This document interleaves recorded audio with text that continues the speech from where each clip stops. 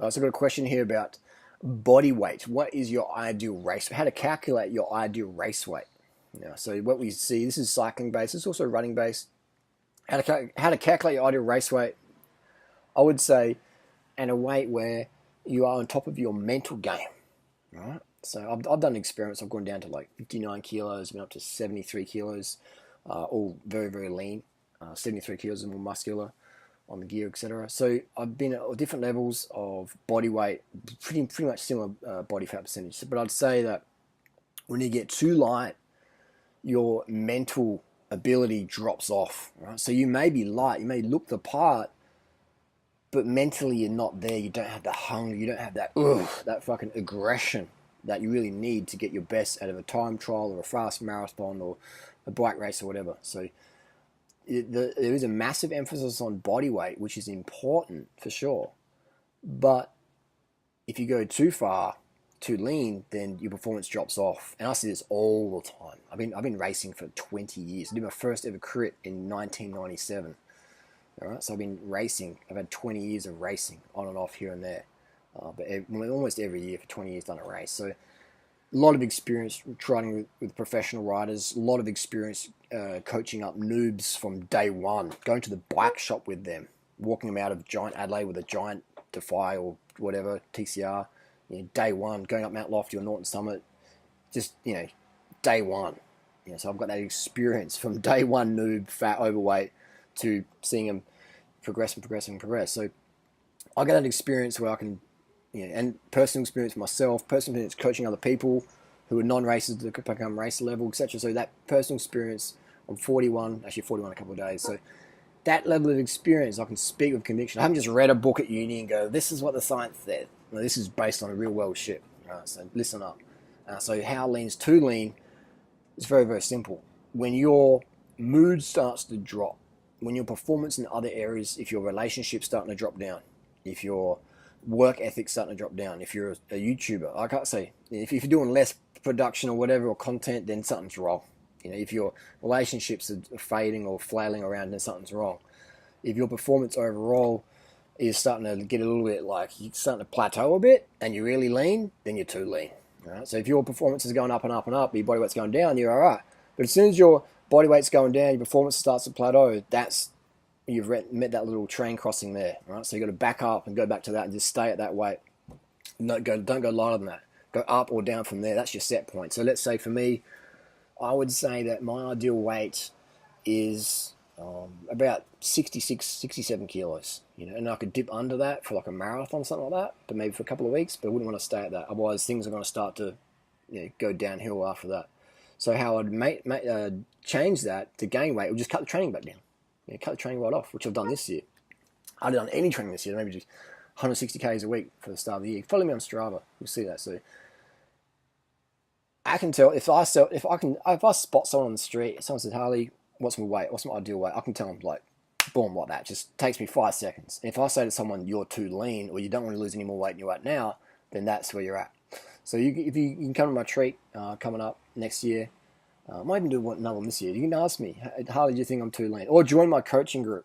Go to Durianrider.com and post some photos of yourself on there and ask me, hey, Harley, am I too lean? Or can I lose a bit more weight? And I'll be able to tell you straight away. So it's hard though, because if you're a cyclist, you're already going to be pretty lean typically.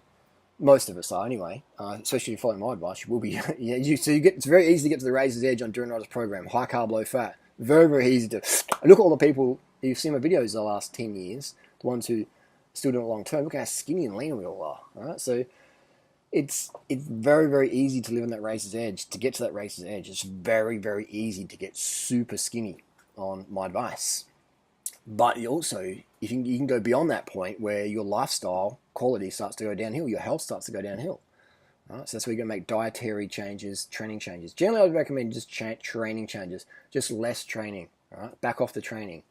Still keep eating healthy, but just back off the training. Because we can increase dietary fats, but then there's the risks of heart issues or skin issues or thyroid issues. What does this mean? Just back off the training. That's what we have to do. So that's what I do. It's back off the training. Maybe a little bit extra, a few % fat per week. But otherwise, just back off the training, and then you also look better as well because you're a bit more healthier, not as emaciated. So that's the set point, is basically where your performance in other aspects of life starts to go downhill and you're starting to plateau. You're not really getting that much faster. Your power's not really improving that much. You sort of, your time trial time's about the same, but other things are going downhill. Your friendships, or you know, people who are responsible, mature, start to say, "Hey, you're making some bad choices here." If people like me in your life, like Daddy Durianrider, saying stuff, "Hey, what are you doing? Taking risks or whatever," then you should take heed of that. That notice. You be aware of that. So if people that you look up to or whatever in your life are saying, "Hey, what are you doing?" then you got to stop and go, stop and reflect and go, what am I doing? Am I a bit cray? What am I doing? And look at some of the stuff I've done out there. It's been pretty crazy. And it's generally, when you're really, really fit, you're on that razor's edge, mentally, emotionally, etc. Right? So just be really aware of that. So if you find yourself starting to cry a bit easier or feeling a little bit down a bit easier, then just back off the training. Back it off. Assuming you're eating enough carbohydrates, all right? If you're already smashing the carbs and you're still feeling a bit, back off the training, assuming if you're really, really lean as it is. So that's my experience like that. I remember, I was having a chat today with a mate up the doy and just talking about different body weights, and I remember just thinking, like, my performance-wise off the bike was really, very poor. So yeah, it's very, we live in a great first world situation where we can experiment with this stuff. There's people, unfortunately, every day who die from starvation.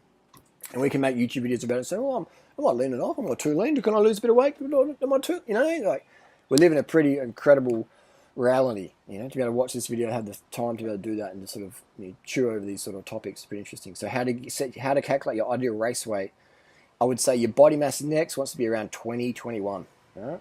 20, 21 is good, 22 even. And maybe you could dip down to 19 for a race.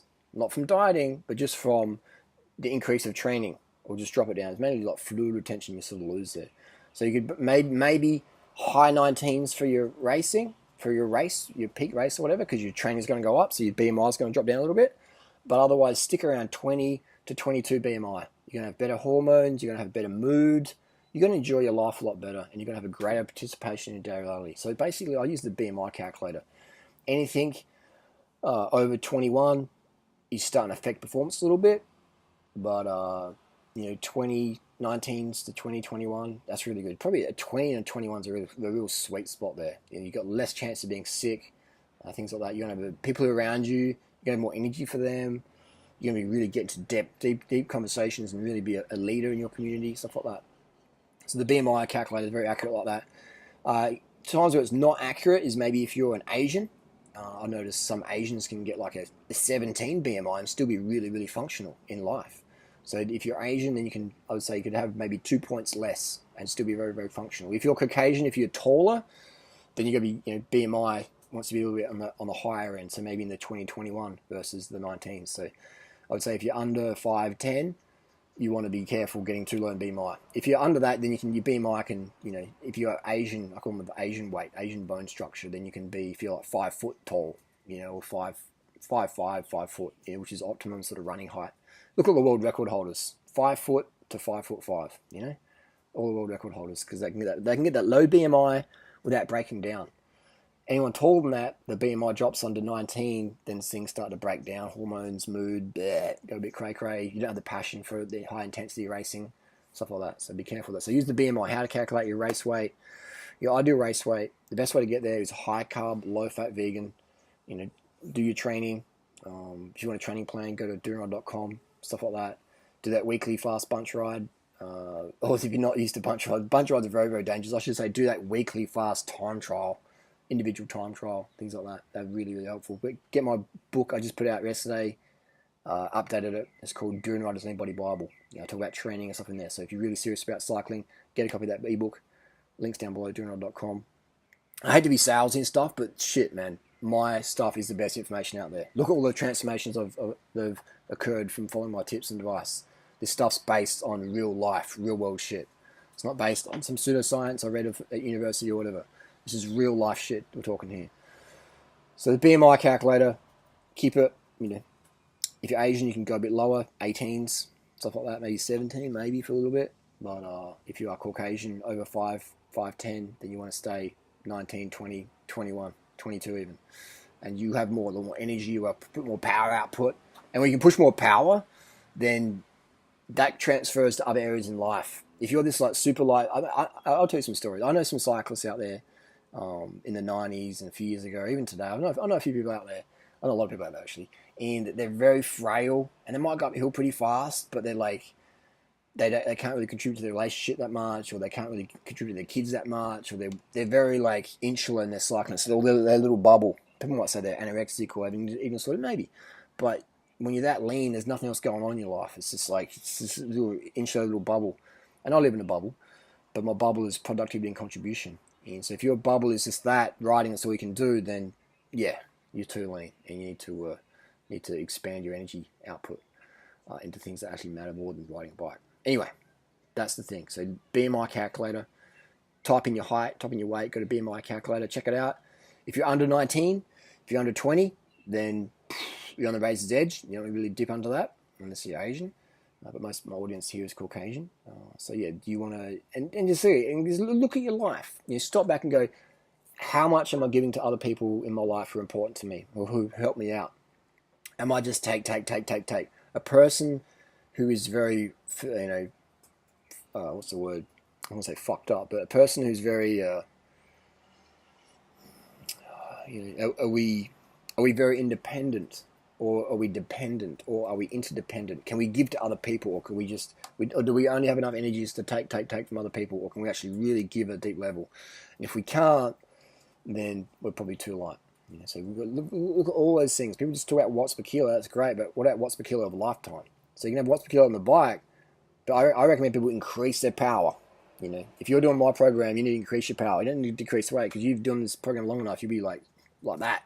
So you want to increase your power, because then that can transfer into other areas of your life. So I hope that makes sense. If it doesn't, here's some questions down below.